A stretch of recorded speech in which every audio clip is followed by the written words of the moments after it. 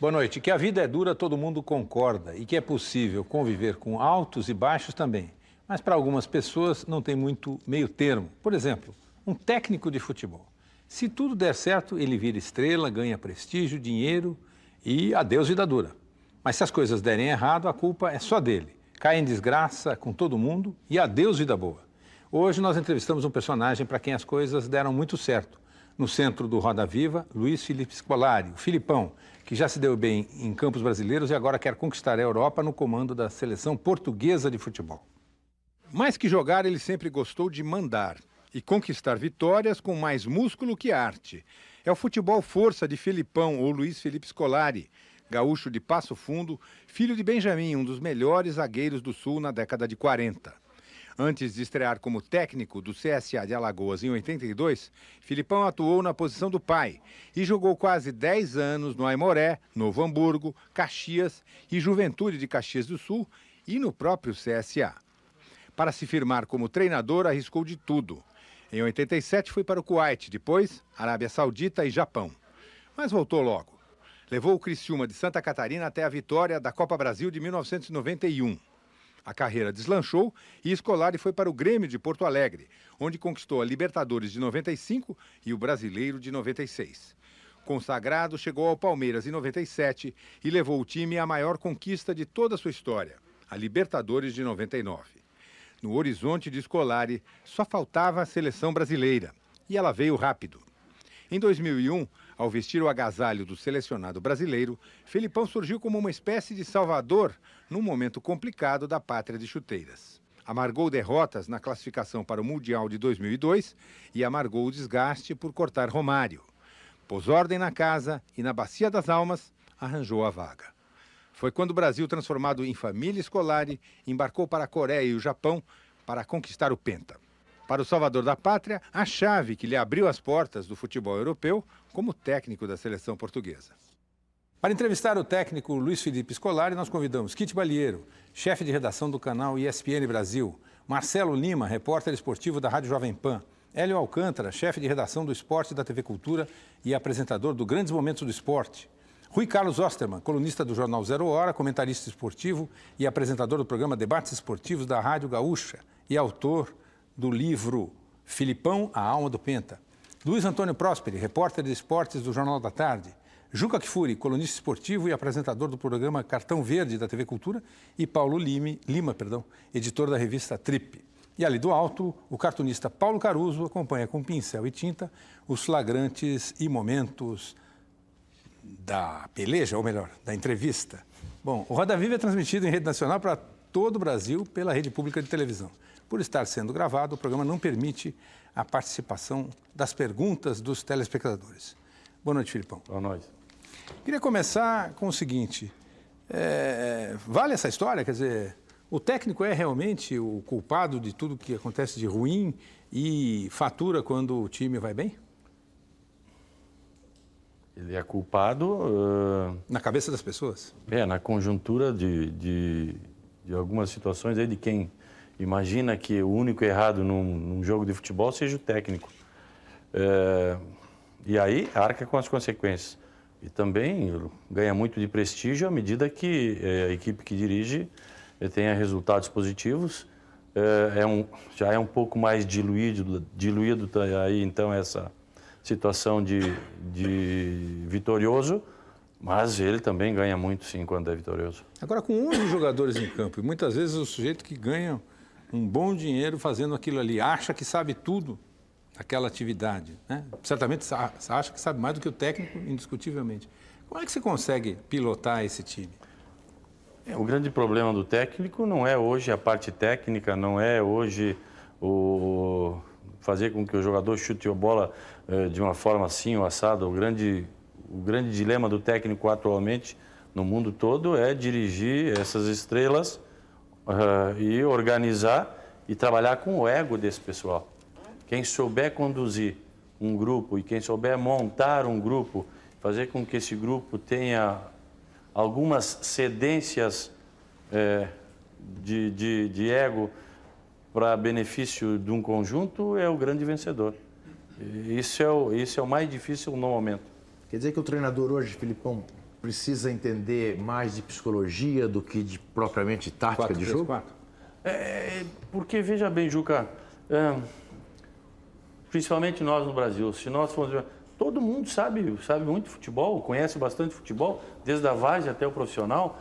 As jogadas são praticamente parecidas, a ultrapassagem é praticamente idêntica, ou por fora ou por dentro.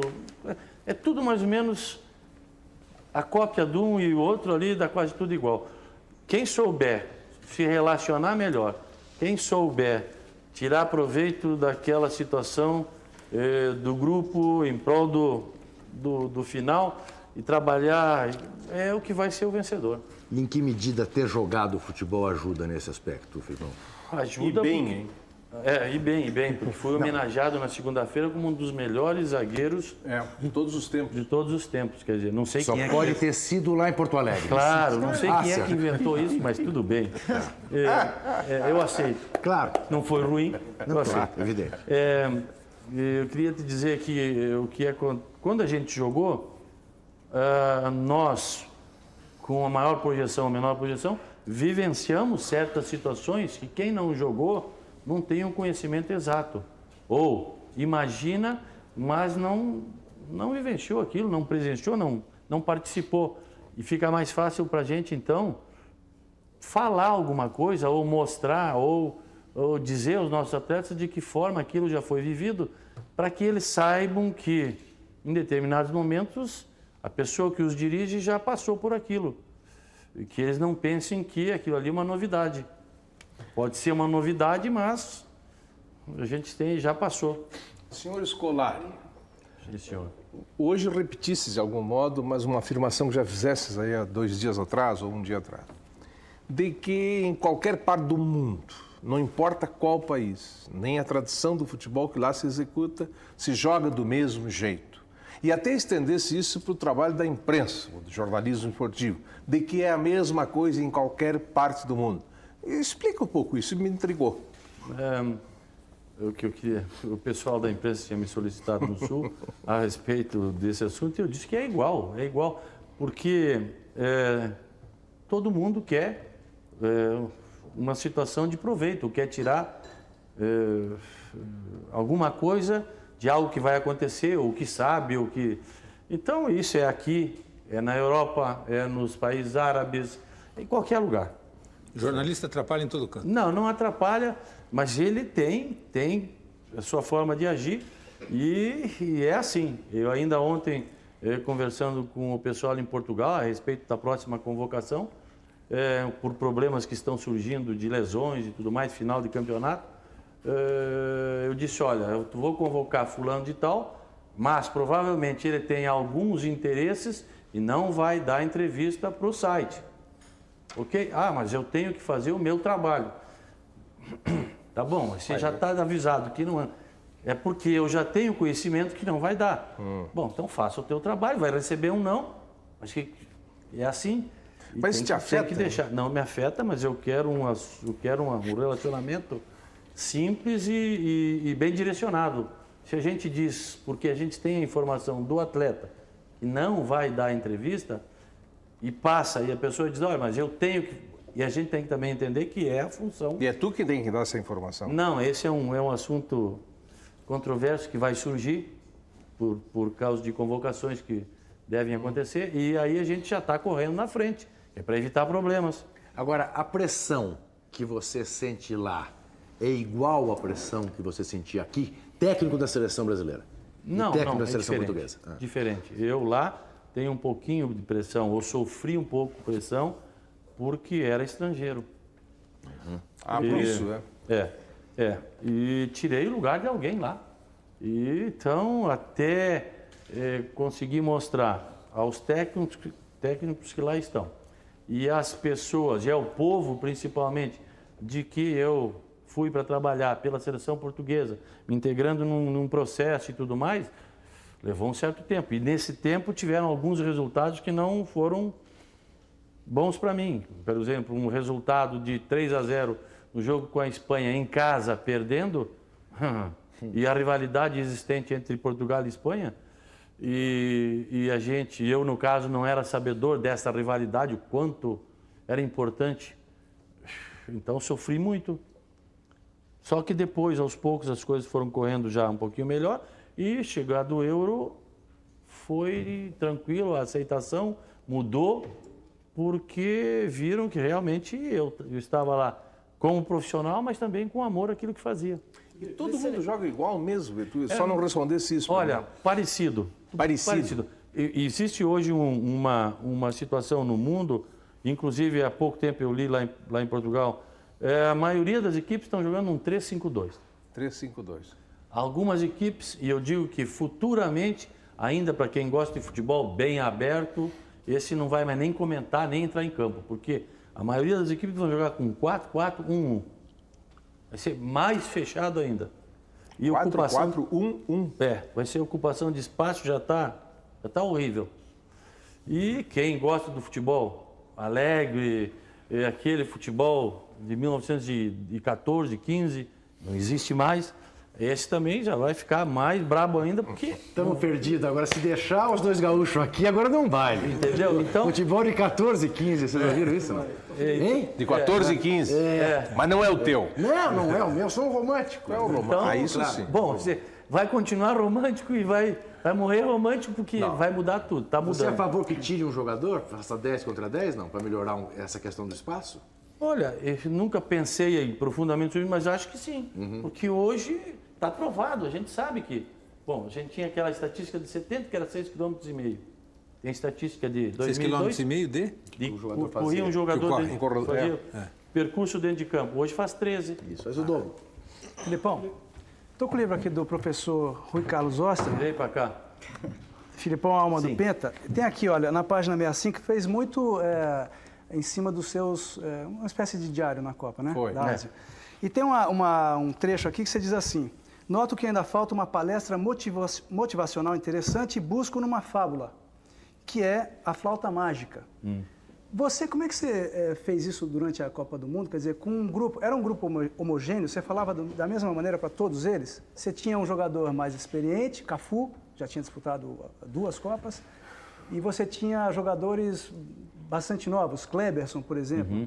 Como é que você fazia para se dirigir a eles todos? Não, eu tinha, claro que, no geral, a mesma dinâmica, mas alguns, ou em uma ou outra situação, um contato um pouco mais específico para alguma finalidade que eu queria. E tínhamos lá, no hotel, um corredor de, acho que eram uns 100 metros, e que aquele pessoal jogava, antes dos jogos, golfe. E ali é que eu usava para brincar com o pessoal e ir dando uma mensagenzinha, e usava, claro, fábulas, usava algumas histórias que eram interessantes. E fazia uma outra colocação que interessava para um ou outro, mas aquilo bem íntimo. Agora, veja bem, eu não devo ter contado nunca, mas quando eu perdi o Emerson de capitão, eu fiquei meio apavorado no momento, e aí falei com a doutora Regina Brandão, que é a pessoa que me norteia para determinados assuntos, principalmente a parte psicológica. E ela me disse: faça isso, Felipe. Veja isso de uma forma diferente. Eu fiz a escolha de um capitão, mas ninguém sabe como é que foi a escolha. Fiz a escolha do Cafu como o mais internacional e aquela pessoa que eu tinha também um bom relacionamento, mas eu entendia que o Cafu sozinho não poderia comandar aquele grupo. Aí escolhi o Roberto Carlos. Todo mundo vai dizer o Roberto Carlos? Sim, o Roberto Carlos, porque é o que mais fala. Eu disse para o Roberto Carlos, quando escolhi: olha, tu é o maior bocão, por isso tu está sendo escolhido. Ele ficou assim, tá bom. Aí escolhi o Roque Júnior, que ninguém queria nem na seleção, à exceção de alguns palmeirenses aqui e coisa e tal, mas que é uma das pessoas mais cultas que eu conheci e que tinha um comando, uma liderança em termos defensivos que os outros não tinham. Aí, Ronaldo. Por que Ronaldo? Porque, tecnicamente, o Ronaldo era o que nós tínhamos de melhor, tecnicamente, e que precisava de uma oportunidade naquele momento. E Rivaldo, quando chamei o Rivaldo, todo mundo ficou assim: o Rivaldo nem bom dia diz. O Rivaldo é aquela pessoa que entra quieto e sai mais quieto. Como capitão? Capitão porque a liderança que o Rivaldo tinha com a bola era fantástica. Então, aí montei, olha, vocês vão ser meus 5 capitães, só que um vai ter que fazer o sorteio. Esse que é o escolhido, que é o Cafu. E ali eu fiz realmente com que o grupo ficasse homogêneo e tivesse união, porque um só, quem sabe, poderia passar uma mensagem de acordo com o que o atleta queria e não com o que eu queria, mas com 5, eu já tinha 20% do grupo. Você é um gaúcho com comportamento de PSD mineiro, né? Quer dizer, você achou um jeito de contentar todo mundo. Claro, claro, mas essa é a forma de trabalhar. O pessoal pensa e imagina que, inclusive tem apelido aqui de eu sou o sargentão, não sei o quê. Tá bom. Até certo ponto. Faz bem. Essa imagem, Quer dizer, ajoelhar no milho, ninguém ajoelha. Não, essa imagem para o jogador me serve. Tá ótimo. Porque existe um pouco de respeito a mão, ele é meio sargentão, então o pessoal respeita um pouquinho a mais. Mas não é assim que eu trabalho. Eu trabalho bem integrado, todo o meu grupo pode emitir parecer, pode dar opinião. Eu já disse algumas vezes, as pessoas ainda... Eu tenho cara de burro, mas não sou burro. Então eu ouço de vez em quando o que me interessa, o que não me interessa não ouço. Então eu faço aquilo que mais ou menos é o comum, o normal de um diretor de uma empresa. Felipe, eu queria voltar um pouquinho no começo do programa. Você disse que um técnico para vencer hoje precisa saber lidar com as vaidades, o estrelismo, um pouco dessa coisa do jogador. Hoje é quase que um símbolo a mais do que um jogador. Ele é um artista pop, alguma coisa assim. E antigamente não tinha isso. Quando que o futebol começou porque, por exemplo, Pelé não era uma estrela, Garrincha não era, Beckenbauer não era uma estrela. Eram, mas era diferente. O profissionalismo começou forte mesmo, a partir de 85, 90. Olha, 90. Porque uma coisa eu quero te dizer, o próximo, eu quero te dizer uma coisa assim. Hoje, para nós, é mais difícil fazer com que o jogador tenha amor àquilo que faz do que ensinar a ser profissional. Ele parece que já nasce profissional. Há 20 anos atrás, 30 anos atrás, era amor. Era muito mais por amor que tu jogava. Também recebia e coisa e tal. Não, hoje tu tem que ensinar ele a gostar do futebol. Mas não é um paradoxo, porque o que se paga, o que se movimenta em torno de um jogador hoje. Sim, mas é um paradoxo, mas nesse sentido, é assim hoje. Nesse sentido, um jogador tipo metrosexual como David Beckham, que faz essa pose toda de popstar e ganha até como uma grande estrela no Mundial, um jogador como David Beckham, ele teria lugar numa seleção sua, Felipe? Tem lugar, porque no íntimo e no vestiário é diferente. É bem diferente. Eu já cansei de dizer que no Brasil eu vim algumas vezes e as pessoas me perguntaram sobre um determinado atleta português que joga na seleção e que tem uma imagem fora do vestiário de bem carrancudo, bem sério e coisa e tal, mas que é uma liderança fantástica e dentro do vestiário é uma alegria infernal. Não é esse caso? Pode ser. Pode ser. É o filme, mas é o filme. Mas tem os compromissos fora do mas aí é outro assunto. Aí é outro assunto. Aí quem contrata, quem monta uma empresa e quem faz tudo isso tem que arcar com as consequências. O Real Madrid não é um time de futebol. É uma empresa. É uma empresa que vende a imagem e tal. Se vende a imagem, ele tem que liberar o cara de um treinamento para ele ir lá. E depois vai fazer falta na frente. O Vanderlei está fazendo algumas coisas lá que o pessoal está meio assustado. Treino em 2 turnos. Concentração. Não sei o que. Melhorou. Ok. Voltou a ganhar, né? É o que eu quero te dizer. Tu tem que correr os riscos. Se tu quer vender uma imagem de empresa e de metrosexual, eu não sei nem o que é isso, mas tudo bem. A gente sabia de centímetros Deve ser um centímetro. Se quer vender isso, arca com as consequências. Agora, se quer vender o quê? Futebol, título, vitória e tal, é diferente. Marcelo. Agora, como lidar com elencos rachados, Felipe? Eu lembro que em 99, depois que o Palmeiras ganhou a Libertadores, você quis trazer o Romário para disputar o Mundial e não trouxe com medo de causar ciumeira no elenco. Como é que funciona isso aí? Você lidar com o elenco rachado, dá para lidar com isso? Quem sabe até tenha sido um grande erro meu, porque eu não consegui unir o time para o jogo lá em Tóquio. Porque depois da conquista da Libertadores, muitos dos atletas que tiveram atitudes maravilhosas naquela conquista, participando fora de campo, às vezes nem dentro de campo, mudaram radicalmente. E a gente foi tentando contemporizar uma coisinha aqui, uma coisa ali, e tentando voltar ao espírito em Tóquio, e não conseguimos. E se eu tivesse bancado aquilo que eu queria, quem sabe?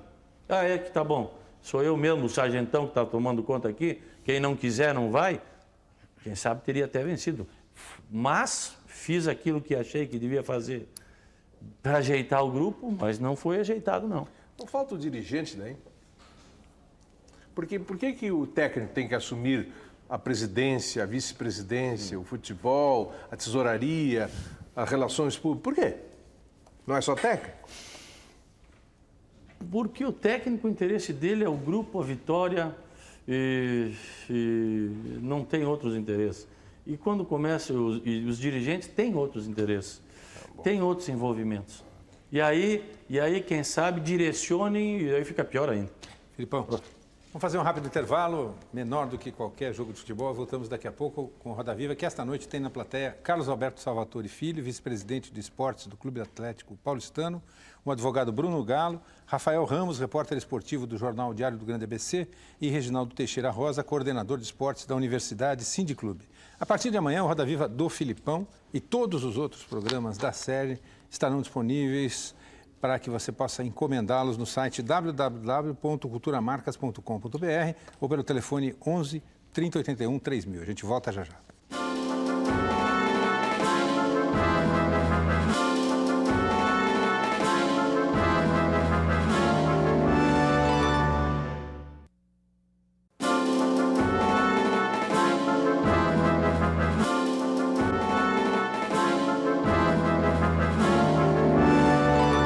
Gol é golo, goleiro é guarda-redes, camisa é camisola.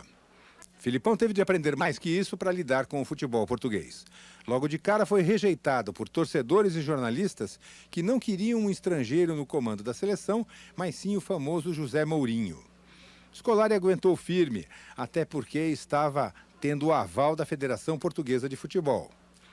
Teve de aguentar mais ao barrar Vitor Bahia, goleiro, aliás, guarda-redes e ídolo do país. Teve também um relacionamento turbulento com Figo, outra estrela lusitana. E quase piorou as coisas ao escalar Deco, paulista que se naturalizara português. Mas Deco ajudou a transformar tudo em alegria ao quebrar um tabu de 37 anos. Fez o gol da vitória no amistoso onde a seleção de Portugal bateu no Brasil pentacampeão do mundo. Filipão conquistou aos poucos jogadores, torcida e imprensa. Sofreu derrotas pesadas, como os 3-0 que levou da rival Espanha, nos preparativos da Eurocopa de 2004. Mas chegou à final junto com a Grécia. Não foi campeão, mas o vice foi festejado em Portugal. Filipão, lá em Portugal, o que é que fez mudar a sua situação? Quer dizer, o que conquistou o país? Foram os resultados ou foi o jeitinho, a entrar devagarzinho? Não, os resultados até o Euro foram resultados, poderia-se dizer, normais, menos o banho de bola que a gente levou lá em Guimarães da Espanha. Mas o que mudou foi o nosso trabalho junto à imprensa e junto com os atletas na fase de preparação para o Euro, onde nós lá trabalhamos com portões abertos, o pessoal ficava à vontade para tirar as imagens que queria e tudo mais, e começou um relacionamento bem melhor e os atletas participaram também, e começou então uma onda a favor da seleção, porque também os estádios ficaram prontos, os acessos ficaram prontos, as estradas prontas, tudo. Ficou tudo, só que estavam esperando o quê? Se a segurança ia funcionar, se a equipe ia dar... Bom, aí foi o primeiro jogo, perdemos. Bom, perdemos, mas o pessoal ainda assim, mesmo lá no Porto, que eu tinha tido um outro probleminha com um dirigente, foram maravilhosos, valorizaram, nos incentivaram e tal, e a gente buscou, já do segundo, terceiro, quarto jogo em diante as vitórias, aconteceram as vitórias, e aquela situação de envolvimento que eu, sem querer ou sem preparar, fiz com que o povo pensasse novamente no hino, na bandeira, porque vi uma senhora mais ou menos de 80 anos com a bandeira no último dia em Óbidos de preparação, fez com que voltasse aquela alegria ao povo português, voltassem a valorizar os símbolos. A tal da autoestima. Né? A autoestima, a valorização dos símbolos, e aquilo foi uma corrente. E aí foi maravilhoso.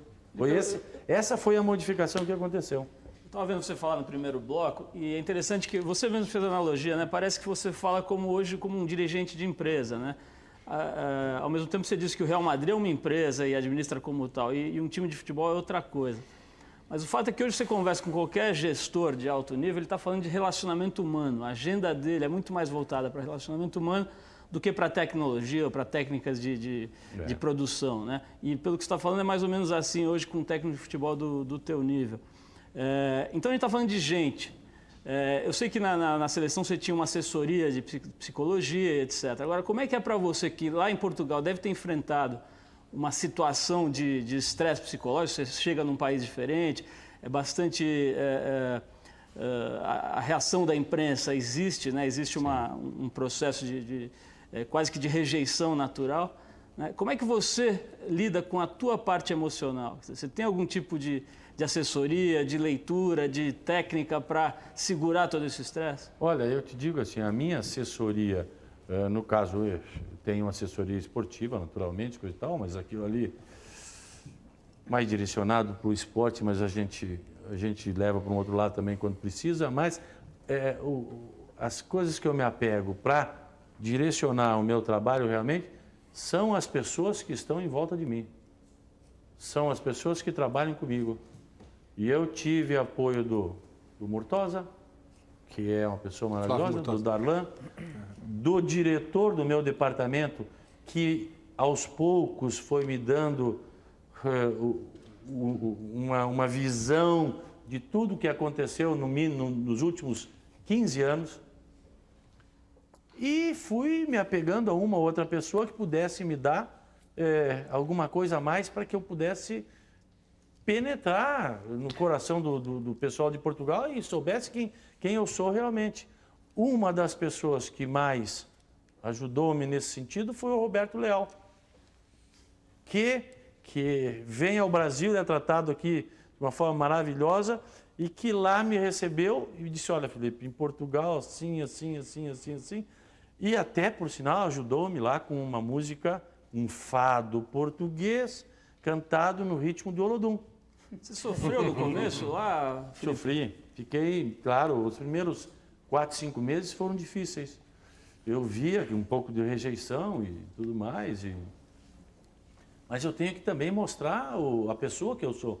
E quando tu mostra, e quando tu faz de coração, pode ter rejeição, daqui a pouco as pessoas vão ver que, bom, não é possível que seja hipócrita ou cínico e faça isso. Ele é assim mesmo e vai continuar.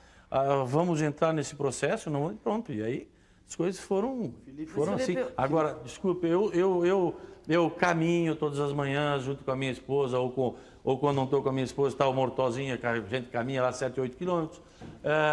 Eu jogo tênis, eu tenho lá uma vida tranquila que me dão a oportunidade de fazer aquilo que no Brasil eu não fazia e que eu faço lá com gosto. Eu todas as manhãs ou no início da tarde eu vou para a federação, fico lá 3 horas. Eu tenho entendimento desde a categoria sub-15 a sub-21. Está todo mundo no mesmo departamento. Quer dizer, aos poucos eu fui quebrando as resistências. E depois a resistência normal do povo é quem me encontra na rua. Me encontra e vê que... E lá é Filipão ou Scolari? Não, lá é Scolari. Me encontra e faz uma pergunta, eu respondo. Aquilo vai passando. E tu sabe que as coisas boas como as ruins, né? E assim foi. Então, essa é a minha... Durante a Euro, você viveu uma situação polêmica também, parecida com a que você tinha vivido aqui com relação ao Romário. Então, eu vou repetir uma pergunta que o nosso repórter lá da ESPN Brasil fez para você durante a gravação do especial, o André Kfouri, que é para explicar assim, o Vitor Bahia foi o seu Romário de Portugal e tendo tido já essa experiência com o Romário aqui no Brasil, ajudou você a lidar com essa situação lá em Portugal? Mais ou menos foi a mesma coisa, mais ou menos, mas nem tanto. Ajudou, sim, ajudou, porque eu já tinha vivido aqui, como eu falei anteriormente ao Juca, quando tu vivencia uma situação, aquilo ali passa a estar no teu dia a dia, no teu currículo, tu já sabe o que aconteceu. Então, eu levei pro que era normal, aquilo ali, e o assunto foi encaminhado pelo pessoal de imprensa, como entendia o pessoal de imprensa, e na minha parte, como a minha parte entendia, que a parte técnica. Porque o goleiro lá não era tão tinhoso quanto o baixinho? Não, é que o Vitor, inclusive, tem feito campanhas muito boas. Só que eu tenho um processo de renovação e entendi e defini que 2 ou 3 dos guarda-redes que lá estão mereciam a minha confiança. Guarda-redes. Opa, aí está. E as camisolas ele distribui todas. Camisolas eu estou esperando. Escolari, estou aqui na bicha para fazer-lhe a pergunta. Nenhum espírito de porco da imprensa, como nós somos, Sim. não é? Sim, E gostamos de ser tratados, disse depois da final, depois da derrota contra a Grécia, o Vitor Bahia pegava aquela bola, opa? Não, ninguém. Não.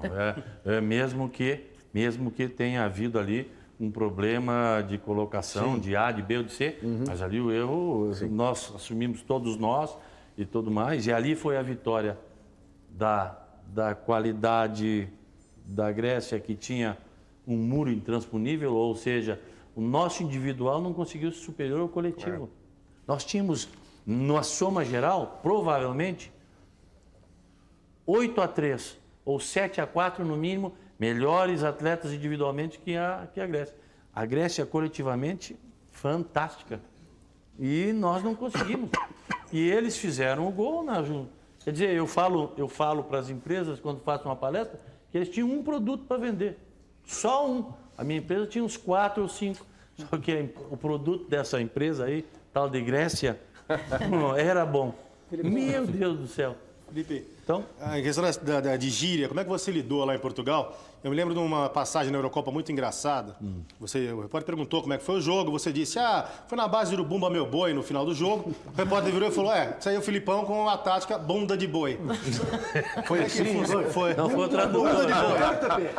Não, foi o tradutor. Tem o tradutor. Tem o rapaz que trabalha comigo, o assessor de imprensa. Eu acho que fez de propósito. Não, assessor de imprensa que passava para o inglês e coisa e tal. Tava o pessoal, eu falei que o time adversário jogou bumba meu boi. Ele não sabia o que era, eu deixei ele quieto. Também faço, de vez em quando, umas brincadeiras com ele. Aí ele olhou para mim, ele traduziu como bunda de boi. Ninguém entendeu nada. Mas é claro. Eu também não falei nada, mas depois aquilo foi para a história. Mas escuta, Felipe, a pergunta é... O José Saramago, que é prêmio Nobel de literatura, se faz uma palestra aqui no Brasil, há setores altamente intelectuais que sorriem de expressões que ele usa e que não são absolutamente do nosso uso. Então, quer dizer, não se trata de uma questão do futebol. Mas no futebol isso se acentua muito, porque você é um técnico e tem que motivar seus jogadores, tem que falar perto deles. Você tem que fazer adaptações na linguagem? Eu agora já não falo mais goleiro. Não? Porque... Nem gol, fala gol. Eu estou 2 anos lá, tenho que algumas coisas... Claro. Camisola, guarda-rede, então algumas coisas eu coloco. Equipa. Quer dizer, tudo bem, de vez em quando tu ainda volta ao antigo, que aquilo é o que tu sempre falaste, tá bom. Mas algumas coisas tu vai te adaptando àquela situação. O próprio meu menino de 13 anos, o Fabrício, há poucos dias chegou em casa e disse que estava magoado. Aí criou um problema. Aí eu olhei para ele e falei, não, tu não está magoado, meu filho, tu está lesionado. Falou, pai, todos os meus amigos falam magoado. Então continua, tá bom, tá magoado. O Felipe, porque na escola ele já... Parodiando o Chico Buarque, voltando um pouco mais para cá, Esta terra ainda vai cumprir seu ideal de se tornar uma imensa Portugal? Você acha? O Brasil? Não sei, não. Acho que não. Não? Acho que não. O Brasil tem identidade própria, tem... É diferente, é diferente. Mas do ponto de vista da organização do futebol, da casa cheia, do espírito... Ô, Juca, a gente aqui também imagina que lá tudo é maravilha. Não é. Não é. É bom, mas também vamos deixar até ali. E tem coisas ótimas lá. Tem organização, tem muita coisa boa. Mas o que o brasileiro tem também, tem uma alegria, tem uma jovialidade, tem um espírito, tem... Tais com saudade? Não estou com saudade, eu gosto de Portugal, eu venho aqui, passo 3, 4, 5 dias e volto correndo. Sinto falta dos meus amigos lá de Portugal, sinto falta da cidade onde eu moro, sinto falta, porque eu estou bem ambientado. Mas agora já existe... Cascais, né?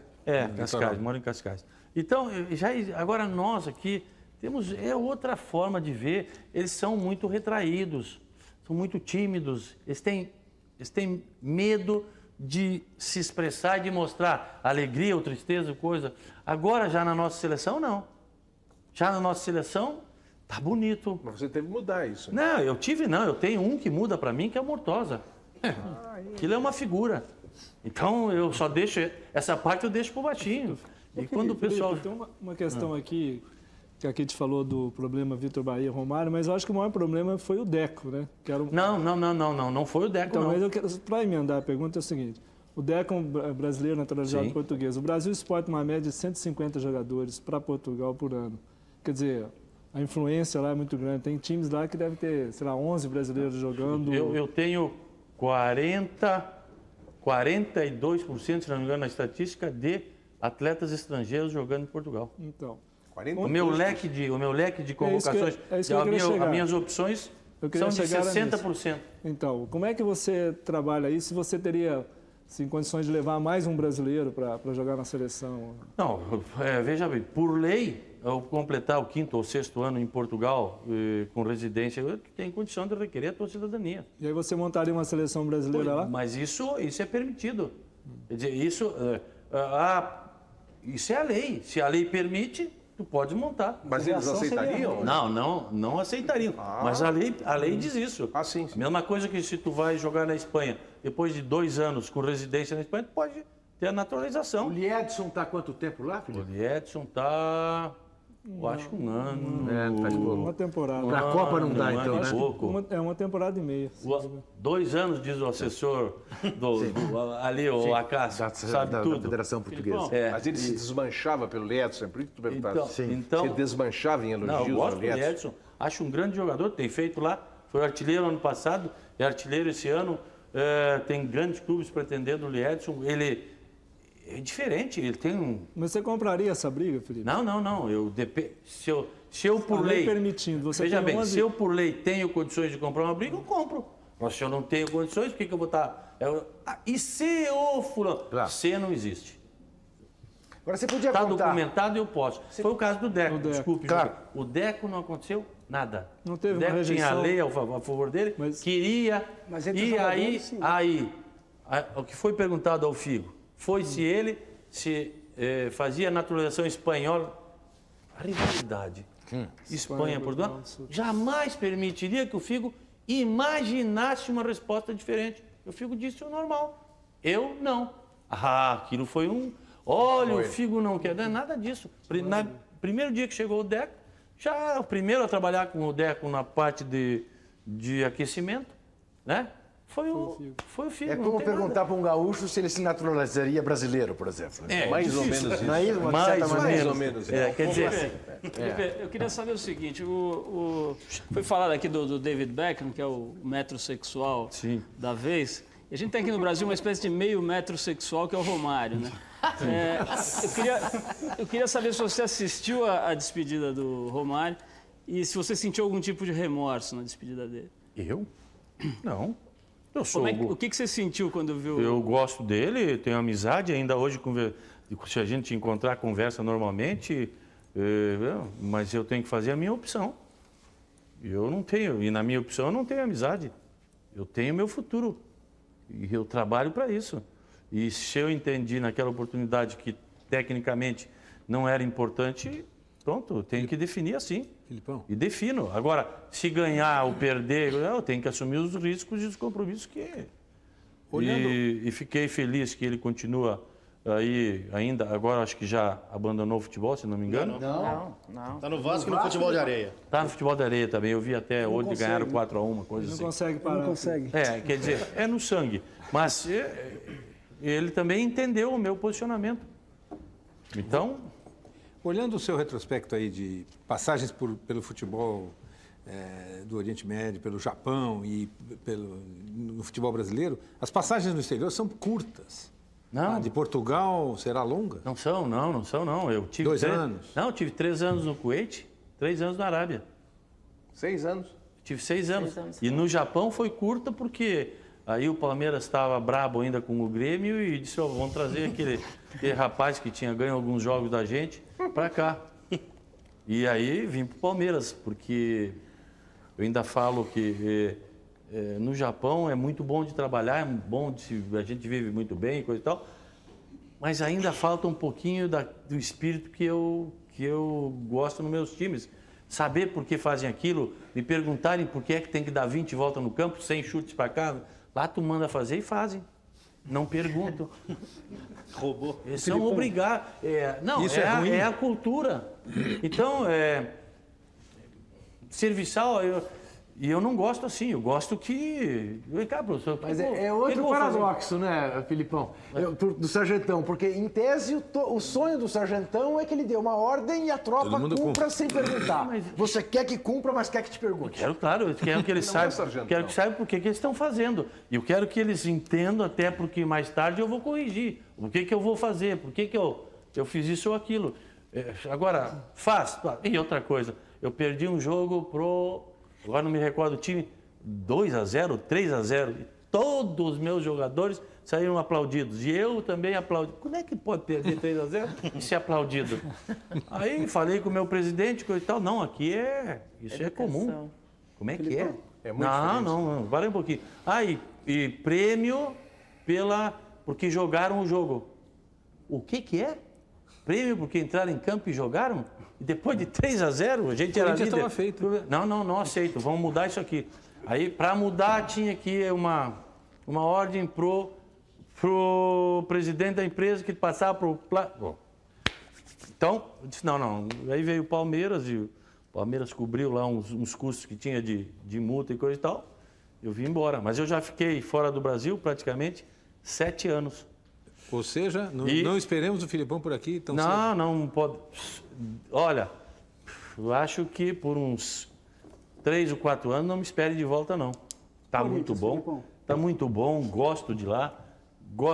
Meu filho faz a faculdade, quero ver se ainda fico mais um ano. Presta bem atenção na pergunta que o Hélio fez e pense bem antes de responder, por favor. Tá? Não, eu já tive... Parque São Jorge. Um dia encontrei o Kia no aeroporto e nos conhecemos, ficamos conversando bastante tempo ali e tudo mais. Impressionado com ele. E não, ele é um cara legal, ele é um cara bem relacionado, ele destrincha o assunto assim na hora e coisa e tal, gostei, gosto assim. E daí, Felipe, vem? Não veio não. Não veio não, muito obrigado. Ele já mandou um recado por um empresário português 2 vezes. Quer? Não, agora não, estou bem em Portugal. Como nós estamos gravando o programa hoje, né? Sim. Uma terça-feira em que o Corinthians está sem técnico, eu queria deixar registrado, quer dizer... Não foi esse o objetivo da sua vinda ao Brasil? Não. Nem há nenhuma conversa nessa direção? Não, nada disso. Meu objetivo nessa vinda ao Brasil foi a participação em Porto Alegre de um evento maravilhoso que há 15 anos organizado por um jornalista gaúcho e ainda que agora ele premiou os melhores zagueiros do Rio Grande do Sul e do mundo, e eu fui incluído. Foi. Fazer o quê? Não tinha zagueiro ruim. Não tinha como. Só tinha lá. Foi compulsivo. Figueiredo, Anchieta, Ramos Delgado. Ayrton Pavilhão. Daí tinha o Filipão, Cedenir, Jerônimo. Entendi. Tinha o pessoal do futebol de salão e o futebol de salão. Só registrando, a gravação é hoje, quarta 11, né? Não. Eu vim para esse evento, vim para um outro evento de uma participação aí de uma palestra. 2 palestras que eu fiz, já uma, e vou fazer uma amanhã. Então, e fundamentalmente para o Roda Viva, evidentemente. E claro, e o compromisso com vocês que eu... Agora, não há ninguém, mas absolutamente ninguém, que não possa imaginar que você veio porque... Não, claro, eu sei hoje... Impossível. Eu disse a vocês que hoje de manhã, 8 horas, tinha uma repórter lá no hotel. Eu sou honesto, né? E quase que eu ia fazer uma... Ia fazer uma das tuas. Ia dizer que, olha, me esperem às 11, que imagina a confusão que ia dar. Mas daí depois eu tive... Felipe, mas o bom senso. Vou fazer isso. Você ainda pensa em fazer a vontade da dona Olga, sua esposa, que você dirigiu São Paulo um dia, que ela é São Paulina? Pela Olga eu tenho que dirigir o São Paulo e o Internacional ao mesmo tempo. E ela é sempre do contra. Eu tenho 32 anos de casado, não sei como é que eu ainda... Né? Mas eu gremista e ela colorada. Que eu vim para o Palmeiras, tenho um pouco de Palmeiras agora, tá? E ela São Paulina. Lá ela não pode torcer para ninguém. Nesse particular, Felipe, aproveitando a primeira pergunta do Marcum, na abertura do programa, família de treinador, sofre demais, Felipe? Sofre. Tem que ser bem organizada, porque senão dá problema. E geralmente tu pode ver que tipo de problema? Confusão, separação. Assim? Claro. Porque se ela não estiver consciente de tudo aquilo que acontece na vida do treinador, das mudanças e tudo mais, tu sabes muito bem que a Olga é professora de biologia, com pós-graduação, abandonou tudo para se dedicar a quê? Ao marido, que é técnico, aos filhos e tudo mais. Isso é verdade. Quer dizer, ela não fez uma opção errada, porque pelo menos fez uma opção pelos filhos. Isso. Tá? É ótimo. Que é a única coisa, é o que mais a gente imagina que seja de bom na vida. Mas se não tiver essa estrutura... Se não tiver estrutura... E eu a conheço, sou teu amigo, conheço. Olga é uma pessoa admirável, teus filhos são maravilhosos, te dão um apoio. Mas se não tiver isto, técnico... É problema. O problema é... E os envolvimentos do técnico, e as facilidades que tem para os técnicos, e as festas que existem... Oh, meu filho... Se não tiver os pezinhos no chão... Agora, dona Olga, pós-graduada em biologia, na verdade, aguarde o doutorado dela, porque para uma bióloga, imagine que campo de estudo. Isso aí. Ela já está formada. Isso vai ser um doutorado. Ela já está formada, Juca. Nós vamos fazer um rápido intervalo e voltamos daqui a pouco com Roda Viva, que esta noite também tem na nossa plateia Alain Levy, diretor da agência Motivare, Pedro Venceslau, editor executivo da revista Imprensa, Ricardo Francisco Costa, professor de História e Geografia, e Gilvan Ribeiro, repórter esportivo do Jornal Diário de São Paulo. O Roda Viva dessa noite já vai estar disponível amanhã para você encomendar no site www.culturamarcas.com.br. O DVD roda em Portugal também, se você precisar. Ou pelo telefone 0 operadora 11 30 81 3000. A gente volta já já.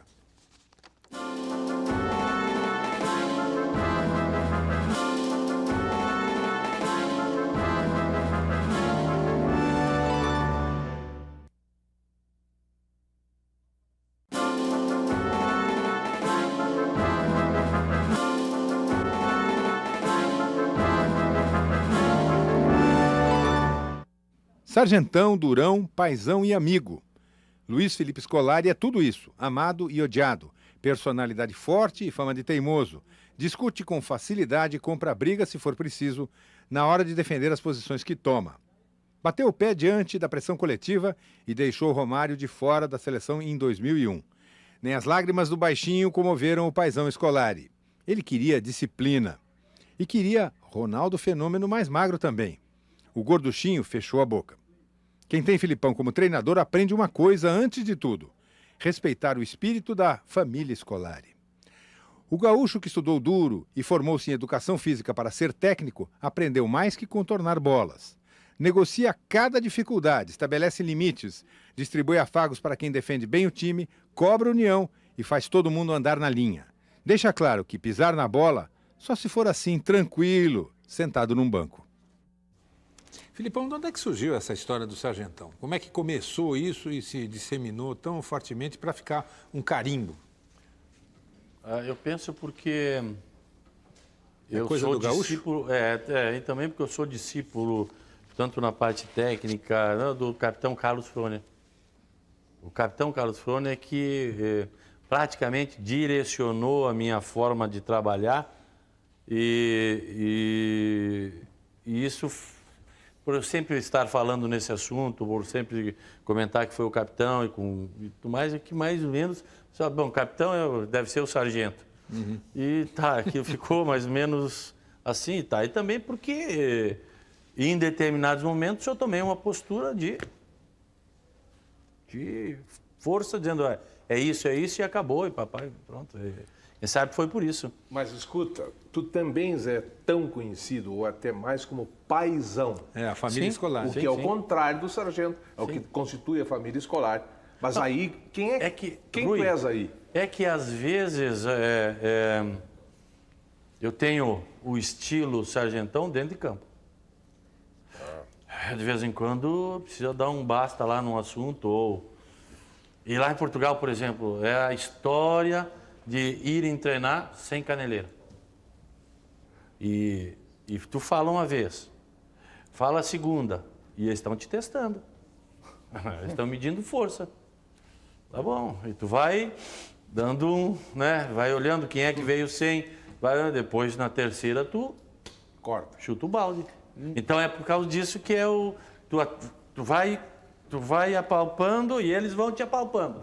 E vão vendo até onde que tu cede, que daqui a pouquinho tu vê que tu vai perder o controle, E o paizão? A gente precisa... E o paizão, desculpe, o paizão é por tudo o resto. É que aí, depois do problema, tu conversa como um amigo, ou aquilo ali passou e encerrou.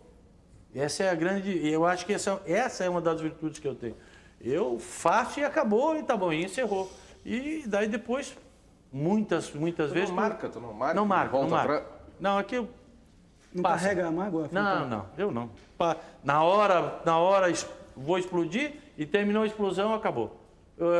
Meia hora, meio-dia, um dia e nunca mais. Então deixa eu te fazer uma pergunta que as pessoas fazem para mim. E é o nosso papel, você sabe muito bem, tentar interpretar. O papel do jornalista. Não, e não vou aqui fazer uma pergunta que eu não faria em nome de outro, que é uma forma cômoda de se eximir. Porque eu também tenho essa curiosidade.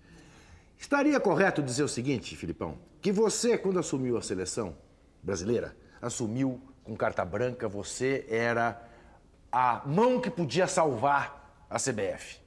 O Brasil todo queria você, a seleção estava mal, era você. Daí você foi e impôs seu estilo inteiramente.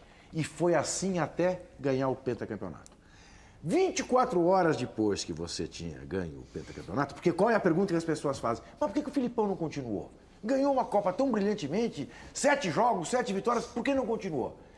Eu costumo dizer, não continuou porque sabia que a partir do momento que ganhou a Copa, a relação com a CBF mudaria. E que aquele estilo, vamos fazer exatamente tudo como eu quero, já não vai ser assim. Vai ter que acomodar aqui, acomodar ali, fazer um jogo na China. Tem algum sentido isso? Deixa eu só fazer um acréscimo. Tu falaste assim 24 horas depois? Ou 12, ou 8. Não. 1 minuto seguinte. Foi depois do jogo. Eu sou testemunha disso. Eu fui até o hotel onde eles estavam lá comemorando, e o que eram? As 2, 3 horas depois? E aí ele me puxou e disse, olha, eu tô fora. Isso aí. Sim, mas se no meio do jogo da final tinha gente ainda me criticando, e gente da CBF. Gente importante, então o que eu estou fazendo aqui? Então, tá bom. Depois, o projeto que eu tinha era um projeto que não fechava com aquela ideia do presidente. Porque o presidente já tinha vivido a situação de envolvimento do técnico da seleção principal trabalhar com a seleção sub-21. Eu queria 21 e principal. Eu queria 4 anos para formar e ir puxando e coisa e tal, mas eu queria conhecer quem jogava na 21, quais os defeitos, como é que se relacionava. Bom, como o presidente já tinha vivido isso e entendia que se fosse mal a sub-21 ia ter que fazer algumas mudanças, coisa e tal, ele disse, olha, o projeto é assim, o organograma é esse. Aí eu ainda perguntei ao presidente, presidente, se o senhor fosse o Luiz Felipe, ele fala, eu não ficava. Muito obrigado, o senhor é meu amigo. Tá bom, e continuamos uma amizade maravilhosa, meu trabalho terminou, sinto falta da CBF, sim, sinto falta do ambiente da seleção. Olha, foi um ambiente maravilhoso que Voltaria para a seleção eventualmente? Que eu não imaginava existir, não imaginava que fosse assim. Mas foi você que fez. Eu fui um dos participantes, porque eu também é o seguinte, não posso ser só, eu jogo a bola, se os outros não jogarem comigo, eu não tenho time, então eu jogo sozinho, não pode. Eu tenho uma função, e essa função eu faço de acordo com os meus ideais e tal, e passo para os outros também a possibilidade de se integrarem aquilo que a gente imagina, se eles entenderem se essa é a ideia correta. E claro que no caminho a gente, de vez em quando, traça outros rumos, mas... Bom, aquilo aconteceu, tá bom, não vou mais, tá ótimo. Felipe, mas voltaria eventualmente, porque há declarações suas de que, tá bom, se amanhã ou sei lá quando... Não, voltaria sim, um dia se fosse convidado, precisasse, ou voltaria. O que eu vivi na seleção me fez mudar totalmente o que eu pensava de seleções e de ambiente da seleção brasileira. Foi maravilhoso, e isso eu não posso esquecer.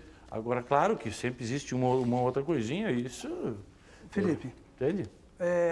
Que é um assunto peculiar, eu acho que diz respeito especialmente a você. Os gansos na sua vida, eles continuam ou não? Só para explicar o que é, porque tem na seleção portuguesa. Não, ele pode explicar melhor que eu. É uma Sim. tática, certo? Quer dizer, o voo dos gansos que é em V, Sim. não é isso? Aí você Sim, pode lá, claro, como agora o pessoal divulgou, eu busquei outras alternativas, eu tenho feito lá uma ou outra coisa, e também muito menos do que aqui, porque lá eu fui obrigado a desenvolver uma outra técnica. Como aqui eu trabalho em grupo e o grupo aceita de uma forma espetacular e tem outro tipo de atitude, lá eu tive que trabalhar muito individualmente. Você está falando de povo, quer dizer? Porque Não, de equipe, de jogadores. Lá eu não faço. A motivação em grupo geralmente é feita na véspera do jogo com algumas coisas, mas eu tenho agido muito mais individualmente. Por que, Felipe? Porque culturalmente e pela análise da doutora Regina, eu nem vou falar mais doutora porque eu não gosto, pela análise da Regina, eu deveria começar a ter esse relacionamento muito mais individual para depois eu chegar, quem sabe, classificando para a Copa do Mundo de 2006, eu ter a possibilidade de fazer mais ou menos o mesmo projeto que foi feito no Brasil. Mas, por enquanto, então no Euro... Você tem um similar? Não. Tem. Mas no Euro, por exemplo, eu visitava o quarto dos atletas, eu visitava o quarto da possível substituto no jogo, porque eu imaginava o jogo, definia quem hipoteticamente poderia substituir, ou ganhando ou perdendo, e eu ia já fazendo as substituições antes do jogo, para que eu desse aquele olha, tu vais amanhã entrar. Quando ele entrar, pô, o homem falou ontem, sabe, aquele... E aí levava lá uma historinha, ou levava uma coisa que aconteceu comigo, ou deixava um bilhetinho embaixo da porta. E ainda a gente faz uma ou outra vez uma colocação como nós fazíamos na seleção brasileira. Mas mudei bastante, até chegar, quem sabe, o ponto de um dia eu... Como é o papel do Murtosa que você contou para nós? Que o Murtosa está impossível. Quando estão você e o Murtosa esperando os jogadores chegarem para o treino, como é que a coisa acontece? Eu sempre digo que o segundo, que o Murtosa é mais primeiro que segundo, mas o segundo é muito importante na vida do primeiro. Porque se for ele a mesma imagem do primeiro, ou se for aquela carranca que às vezes eu tenho e coisa e tal, não, os jogadores querem ver, e o Murtosa é tudo aquilo que às vezes eu não aparento. Então, os jogadores chegam para o estágio, né, para a concentração. Para o estágio. E quando eles chegam lá, a gente está lá embaixo. Eu, o Murtosa, o meu treinador de goleiro, de guarda-rede, lá o Braçar, o seu Godinho e tal. Eles vão reto cumprimentar o Murtosa. E já traçam ali uma estratégia para o treino e o que eles vão fazer no treino e depois do treino, qual é a brincadeira que eles vão fazer. Porque no time deles já testaram, querem testar com o Mortosa. E o Mortosa se presta para aquilo. E quando ele joga, ele rouba dos caras. Sabe? Eu digo que ele é um vigarista. E aí os caras adoram. Depois que eles cumprimentaram o Mortosa, que eles vêm para mim. E aí, mister? Tudo bem, tudo bem? Mister. Lá é mister. E aí, mister? Tudo bem? Tudo bem, tudo bem. Já acertaram com o baixinho que vão fazer depois do tempo? De vez em quando eu tô lá. Mortosa, tem 10, 15 no ônibus. Só tu com 2, 3 aí. Ele bate pênalti, ele bate falta, ele faz um joguinho de 1 toque, 2 toques, chuta no cara. Uma figura. Maravilha. Cria confusão. Nosso presidente, o Gilberto Madail, olha, gosta de mim, mas adora o Mortosa. E o Mortosa tem uma coisa, o Mortosa é descendente de Murtosa, ao lado ali de Aveiros e coisa e tal. Quer dizer, tem mais... Tem uma imagem, baixinho, bigode, coisa e tal. É igual. Nós vamos fazer mais um intervalo, daqui a pouco voltamos com Roda Viva, que também tem na plateia desta noite Dani Arruda, repórter do jornal Lance, José Estevão Coco, especialista em marketing esportivo da Associação Brasileira de Marketing, Frederico Pena, diretor do Grupo Trafic, e a gente lembra que o Roda Viva vai estar disponível em DVD a partir de amanhã no site www.culturamarcas.com.br. A gente volta já já.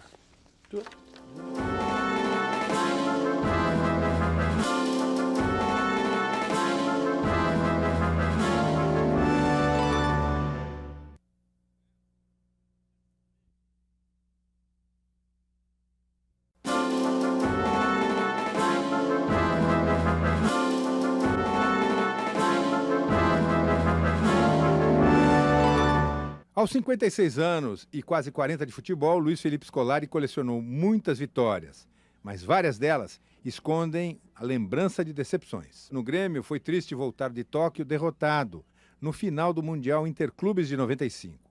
Mas em 96 veio a alegria. O Grêmio bateu a Portuguesa por 2-0 e foi campeão brasileiro. No Palmeiras, outra cicatriz. Perdeu para o Manchester na final de Interclubes Mundial de 99, também no Japão.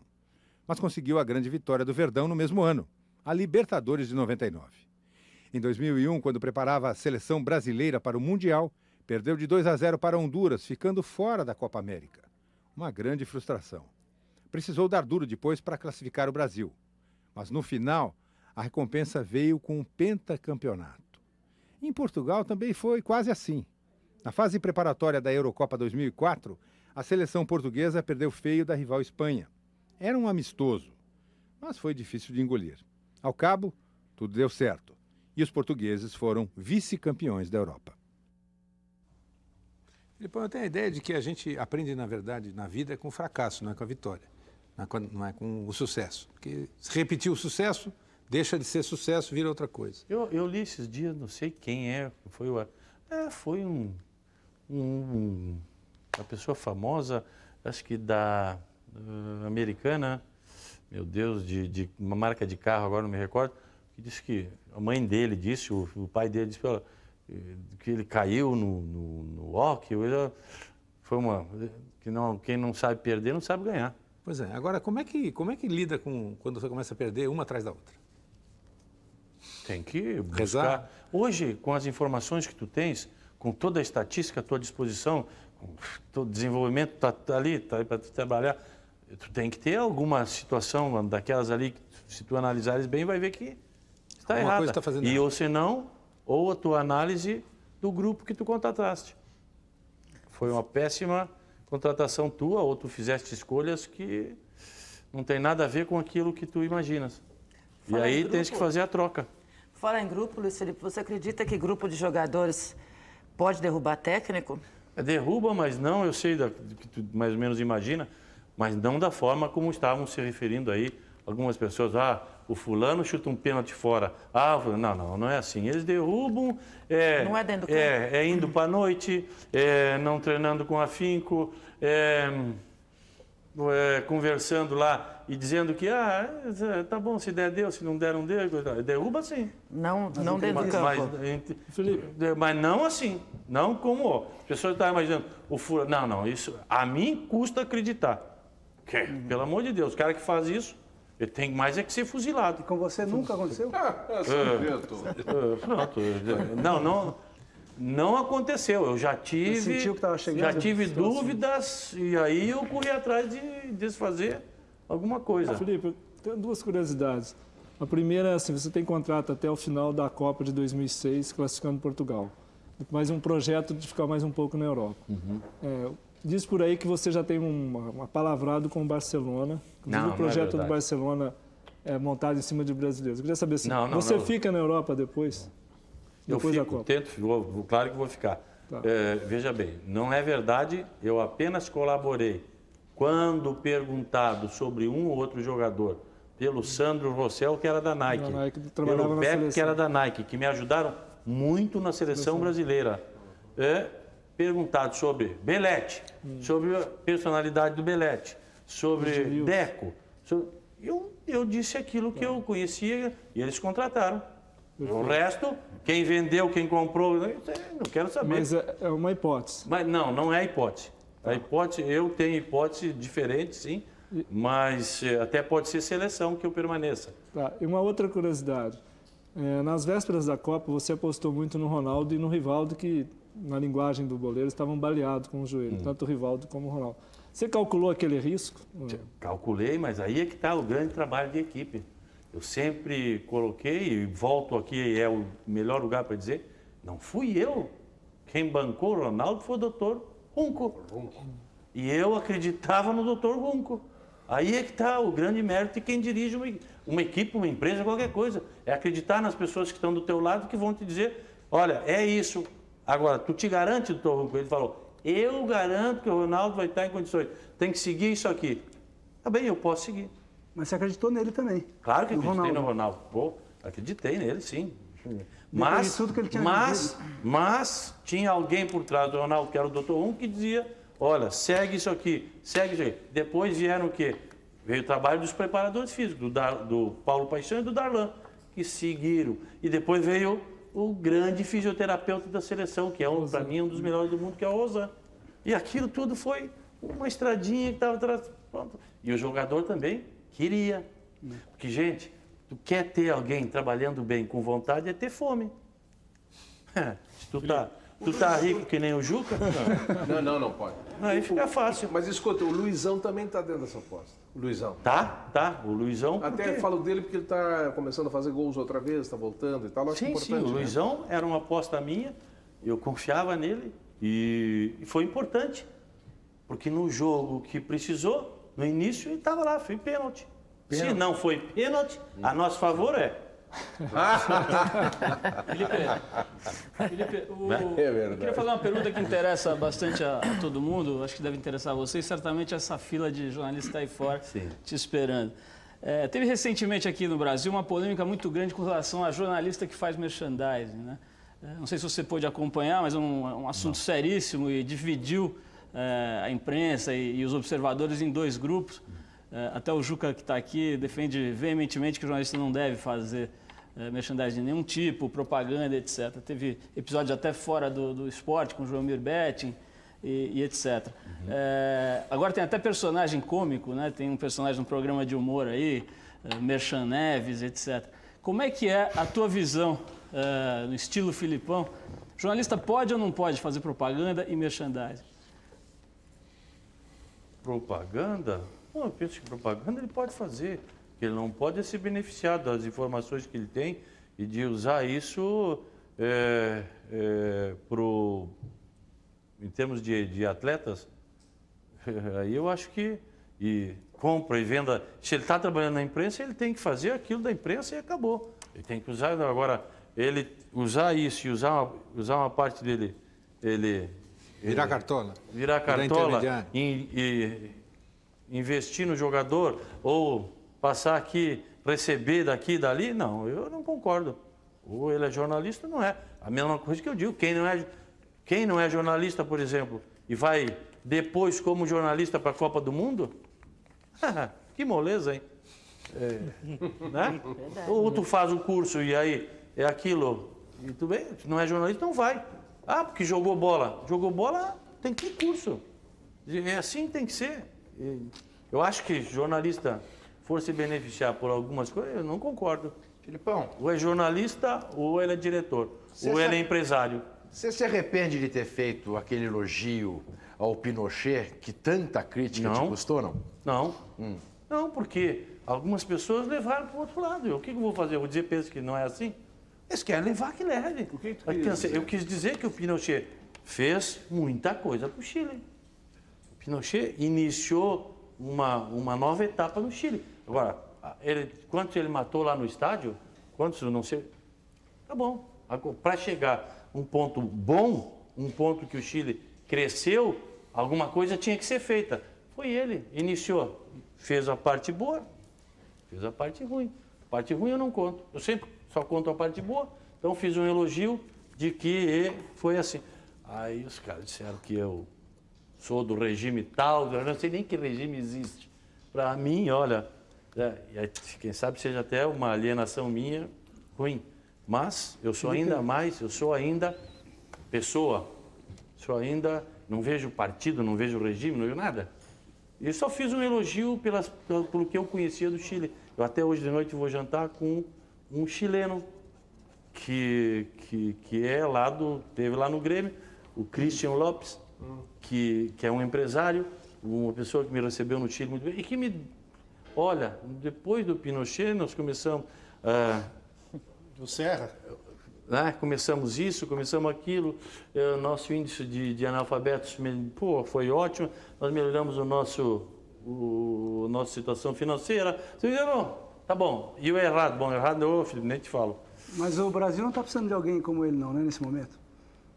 Olha, as pessoas ficam bravas comigo, mas digo uma coisa, liberdade, democracia. Democracia com esculhambação, faz o quê? Às vezes é bom dar um para-te quieto, vamos fazer isso. E daqui para frente vamos ver o que vai acontecer. Ele pensa sempre no time de futebol. É claro, mas tá bom, porque tá bom, dá liberdade. Olha bem, hoje no Brasil tu não pode falar uma palavra qualquer porque é racismo. Hoje tu não pode falar uma outra porque se tu falar, tu é processado. Falar em homossexual, tu é processado. Tu falar preto, processado. Como é que você viu o caso do grafite? Besteira absoluta. De quem? De todos. Maior palhaçada. De todos? De todos, claro. Porque dentro de campo pode chamar de quê? Não, isso é sabido. Pode chamar de quê dentro de campo? Quer que eu diga o que pode chamar? Não. Marco não deixa. Aí, pode chamar de tudo, só não pode chamar de quê? De preto? Besteira. Dentro de campo é outra vida. Os caras levaram isso aí. É porque era um time argentino. Palhaçada total. Mas lá na Europa é diferente, né, Felipe? O movimento de torcida, pelo menos em relação aos jogadores. Sim, já é uma outra história. É um pouquinho diferente também, porque... Mas jogador... é outra bobagem. Mas o jogador pega na bola e fica imitando macaco. Manifestações totalmente racistas aí eu não pego na bola, eu tô ali, eles estão dizendo burro. É a mesma coisa. Não, mas é que tem uma certa diferença, né, Felipe? Quando uma torcida aqui grita burro pro técnico, está se referindo para o técnico ou para o jogador, se referindo simplesmente para uma situação de jogo. Quando torcidas organizadas da Inglaterra, da Itália ou da Espanha gritam palavras nazistas, de cunho totalmente racista, aí é uma situação um pouco mais perigosa, para a gente prestar mais atenção. Perigosa, né? Mas o que é que a gente sempre foi, como jogador, como técnico, que vocês sempre dizem a nós, e todo mundo diz, o que vem lá de fora, entra aqui, sai aqui. Tá bom, tá jogando bola, tá fazendo o que gosta, vai ficar... Tu acha que alguém vai escutar o que o outro tá falando lá? Escuta se ele quer, senão tu não escuta. E, prenderam, papapá, e depois pagaram um mico porque não sei se aquilo foi dito. Olha, futebol é totalmente diferente. E dentro de campo, meus amigos... É outro. Esqueço. Eu acho que nesse aspecto é interessante, porque isso o grande público nem sempre lida bem com isso, até porque a gente não lida muito com esse assunto. Mas a linguagem dentro de um campo de futebol... Por exemplo, as televisões têm colocado microfones perto dos técnicos, atrás dos goleiros. E agora eu vim a saber, se vem cá, não dá, os caras não têm comportamento. Mas não ponha o microfone. Mas não ponha o microfone, por favor. Rui, por favor. Eles ficavam bravos Tem que comigo. respeitar a intimidade do jogo, que é de uma privacidade indecorosa, muitas vezes. Claro. O que eles dizem e fazem dentro do campo é impressionante. É mais ou menos que nem uma redação. Só que Pior. tem aquela bola. Não, pior. Lá no Palmeiras ficavam bravos comigo o pessoal das televisões aqui, porque eles colocavam aquele negócio para escutar ali. Quando eu chegava lá no meu começava a dizer cantinho, palavrão? Não, já tirava, chutava. Tu tirava? Eles ficavam bravos. Cobrava um tiro de Mas não é meta pra no colocar. microfone. Eles dizem que eu era o sargento, o ignorante, coisa e tal. Não é para colocar, pronto. Então não coloca. É que nem fizeram para mim, colocaram lá o microfone dentro de uma janela, lá por trás, escondido, e depois vieram dizer para quem que aquilo era furo jornalístico. No episódio do Edilson, no Corinthians, né? Aquilo é ser vergonhice. Invadiu a minha privacidade. Pronto, é assim que tem. Mas não. E tá São aí... dois lados complicados. É claro. Depois... Nós jornalistas... mas aí a escuta escuta ilegal, né? Não, tá certo, mas eu digo... Senão não precisa mais de repórter. Não, Você mas é manda verdade. censurar, Mas eu acho, grampear Juca, 30 mil telefones. eu acho que nós jornalistas temos que começar a pensar exatamente nesse fenômeno popular e intenso do futebol e começar a estabelecer algumas leis de comportamento. Rui, e nós lá dentro do campo... Sem levar assim, não, numa sociedade não se pode dizer isso. Mas o que dizem na sociedade... Rui, e nós lá dentro do campo, ou dentro do vestiário, meu filho, é totalmente diferente o nosso palavreado. Filipão, você estava dizendo antes no intervalo aqui, que foi um papo super interessante, nós estamos perdendo esse papo, que era de certas atitudes e comportamentos dos jogadores, de como o sujeito sai da concentração, que lá se chama outra coisa, como é que chama? Balneário, ou estágio. Estágio para o jogo e que antigamente o jogador ia quieto. Não, antigamente lá o que existia de um técnico, alguns anteriores a mim lá, um ou outro, que diziam que tinham que ir para o estádio concentrados. Vai para o matador. Concentrado era sair do hotel em silêncio e chegar em silêncio. E você mudou isso? É claro que mudei, isso aí não existe. Pô, quem convive com o Ronaldinho Gaúcho tem que mudar. Porque aquilo, ele, se pudesse entrar dentro de campo com o pandeiro, ele entrava. Quer dizer, e provavelmente fazia jogadas maravilhosas com o pandeiro também. Quer dizer, então, o que a gente foi tentando implementar, e depois mudou e coisa e tal, já no primeiro dia, no segundo jogo, música e tal, e coisa, e aí o pessoal caiu no espírito. Samba ou fado? Samba, fado, o fado do Roberto Leal. Um Olodum, quando eu vi, estava lá o pessoal fazendo com camisinha, fazendo com a camisola, pronto, fazendo trenzinho e cantando e coisa e tal. Por quê? Porque é uma coisa que isso ajuda, né? Vai pro jogo descontraído. Pelo amor de Deus, se chegar lá nervoso, ainda tem que enfrentar aqueles adversários lá, né? Então vai pro jogo descontraído. E bem organizado. Bom, sabe o que tem que fazer? Tá bom, é assim. Tem superstição lá em Portugal, muita? Tem algumas superstições, como aqui no Brasil. Uma que eu conheci lá foi essa do... O ônibus, com um treinador, o ônibus, quando tinha que dar ré, desciam todos os jogadores. Não aceitavam. Entendeu? Então... Que era para não andar para trás. Não andar para trás. Quer dizer... Mas aqui no Brasil também tem história... E você tem superstição alguma? Você tem alguma superstição? Não, não tenho, não. Eu tenho eu faço a minha superstição, ou aquilo que eu levei para Portugal e que aos poucos foi aceito, foi a Nossa Senhora do Caravaggio, a imagem de Nossa Senhora do Caravaggio e Nossa Senhora de Fátima, que estão ali, tá? E uma pequena oração que não é comum ainda lá em Portugal. Para finalizar, muito curto, você acha que Brasil e Portugal se enfrentam na próxima Copa? Bem, eu penso que o Brasil já tem 90% da classificação garantida. E nós não. Nós temos, inclusive agora, dia 4 de junho e 8 de junho, 2 decisões. Se nós vencermos esses 2 jogos, um jogo em Lisboa contra a Eslováquia e outro na Estônia, eu diria para ti que as nossas chances de classificação passam a ser também de 90%. E depois nós temos 3 jogos dentro de Portugal, de 4. Precisamos ganhar 2. Então, os 2 jogos que pode decidir decidir a nossa classificação em junho agora. Depois de junho, dia 9, dia 8 de madrugada, se tu me ligares, eu digo, ó, a gente vai se encontrar, sim ou não? Gostaria dessa hipótese? Claro que gostaria. Pô, seria ótimo, porque é sinal de que nós estaremos na Copa e que poderíamos cruzar. Poderíamos cruzar ou na primeira, ou segunda, ou terceira fase, mas... Né? Mas na final, hein? No final era maravilhoso. Pra quem? Comemora dos dois lados? Comemora dos dois lados. Só tu! Não sei se eles iam aceitar, né? Mas seria interessante. Luiz Felipe Scolari, muito obrigado pela sua entrevista. Obrigado aos nossos entrevistadores, a você que está em casa. E na próxima segunda estaremos aqui com mais um Roda Viva. Uma ótima semana e até segunda.